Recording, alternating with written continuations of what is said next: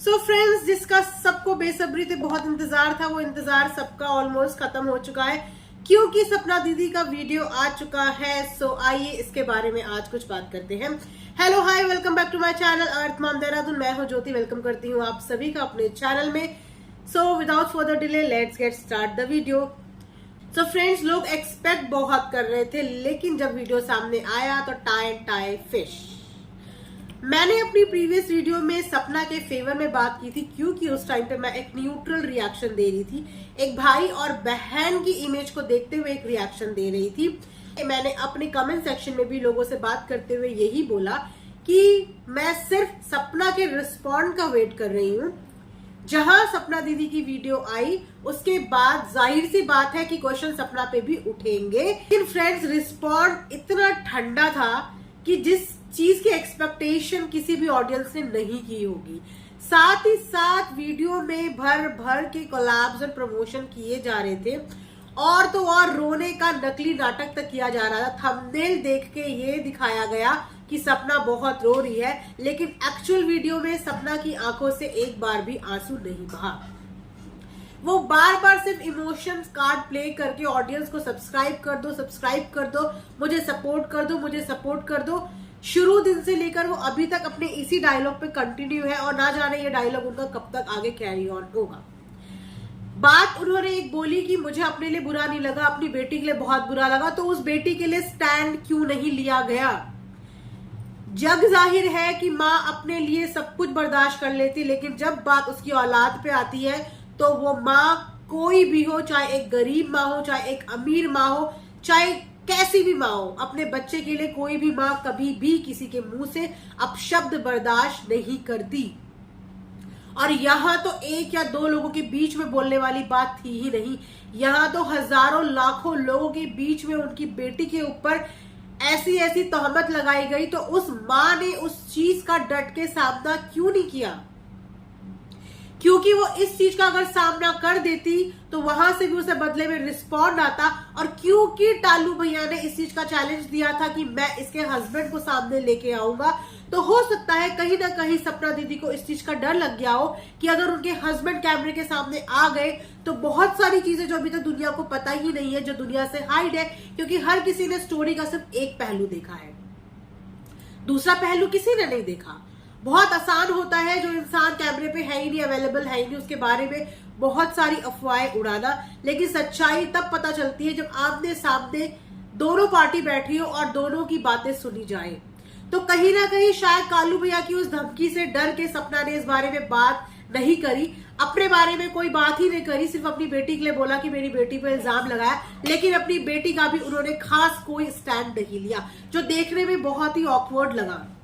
और जिस कॉन्फिडेंस से कालू ने उसके हस्बैंड को लाने का चैलेंज दिया था, कहीं ना कहीं ऑडियंस का उस चीज पे दिमाग खटका है, क्योंकि इस तरीके का चैलेंज और इस तरीके का कॉन्फिडेंस वही इंसान दिखा पाता है जो ये चीजें प्रूव करने में सक्षम होता है। वैसे गौर करने वाली बात ये भी है कि क्यों परिवार के किसी भी सदस्य ने सपना का साथ नहीं दिया। अगर वो इतनी ज्यादा तकलीफ में थी, एज पर द सपना की स्टोरी जो उसने उस दिन न्यूज चैनल के सामने सुनाई, उसमें जो स्टोरी उन्होंने सुनाई कि मुझे मारता था, मुझे पीटता था, खंजर पंजर लेके उनके आगे पीछे घूमता था, तो इतनी सारी चीजों के बावजूद तुमने सरवाइव कैसे कर लिया इतने साल तक? इतने साल तक तुम अकेली घूम रही हो। अगर किसी ने किसी को मारना ही ठान लिया हो तो उसको मारने के लिए तो एक मौका क्या इतने सालों में कभी मिल नहीं सकता। ये बात तो कालू की सही थी कि हम नहीं खड़े हुए क्या, ऐसे कैसे मार देगा, ऐसे कैसे लेके चले जाएगा, क्या हम नहीं खड़े थे? तो अगर भाई ने भी बहन का सपोर्ट नहीं किया तो वहां पे डेफिनेटली कहानी में कुछ और भी ट्विस्ट है, जो ट्विस्ट हमसे या सारी ऑडियंस से छुपाया जा रहा है। क्योंकि सपना एक इमोशन कार्ड प्ले कर रही है और उस इमोशनल कार्ड में उसको बहुत ज्यादा प्रोग्रेस भी बहुत जल्दी मिल गई, तो इस कार्ड को वो कंटिन्यू करना चाहती है। लेकिन जब उसके पति का नाम बीच में आ गया और पति को कैमरे में लाने का जिम्मा बीच में आ गया, तो तब कहीं ना कहीं सपना ने अपने पांव पीछे खींच लिए। क्योंकि अगर सपना सच्ची होती तो सपना इस चीज को एक्सेप्ट करती और चैलेंज करती कि लेके आओ, फेस टू फेस बात करो, पता चल जाएगा कौन सच्चा है और कौन झूठा है। अपनी बेटी के लिए ढंग से स्टैंड नहीं ले पाई, कहती मेरे को कुछ नहीं बोलना, मुझे कुछ नहीं बोलना।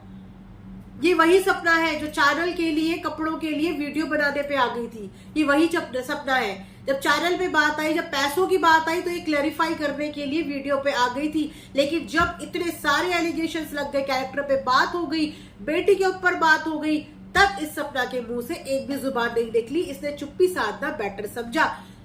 तो दोस्तों, मैं इसी वीडियो का और इसी रिस्पॉन्ड का बेसब्री से वेट कर रही थी। मैंने कहा था कि मैं सपना के लिए वीडियो बना रही हूँ क्योंकि सपना यही चाहती है कि लोग उसके लिए वीडियो बनाए, कि शायद हमारे बोलने से वो कुछ स्टैंड ले, और हो सकता है कि हम लोग कहीं ना कहीं गलत प्रूफ हो जाए कि ये वाकई में सही हो। लेकिन सपना ने वाकई में सबको सही साबित कर दिया। उन सब लोगों को सही साबित कर दिया जो लोग इस चीज पर डाउट कर रहे थे कि है तो एक ही खून, तो कैसे एक्सपेक्ट कर सकते हैं किसी चीज की अच्छाई का।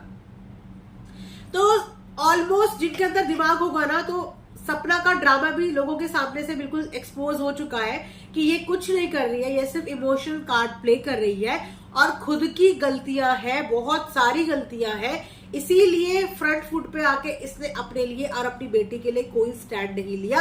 वरना कोई आम इंसान भी होता ना, तो वो भी आके अपने लिए स्टैंड जरूर लेता, क्योंकि कोई छोटे मोटे आरोप नहीं लगे थे, एक बहुत बड़े लेवल की गंदी तरीके से उन पे आरोप लगे थे। तो उसका स्टैंड ना लेने का मतलब यही है कि सपना कहीं ना कहीं गलत है। तो ये मेरा रिएक्शन है सपना की आज की व्लॉग के अकॉर्डिंग, उसके ऊपर। आप लोग भी कमेंट सेक्शन में अपनी राय बताइएगा कि क्या हमें ऐसे लोगों पे बिलीव करना चाहिए, क्या आपको सपना पे बिलीव है, आप लोगों की क्या राय है सपना तन्वी को लेके और उसकी इस कंट्रोवर्सी को लेके। सो अपनी राय कमेंट सेक्शन में जरूर बताइएगा, मैं सबकी बातों का रिप्लाई जरूर करूंगी। सो मिलते हैं अनदर वीडियो में, तब तक अपना ध्यान रखिए, दुआओं में याद रखिए। Bye, take care.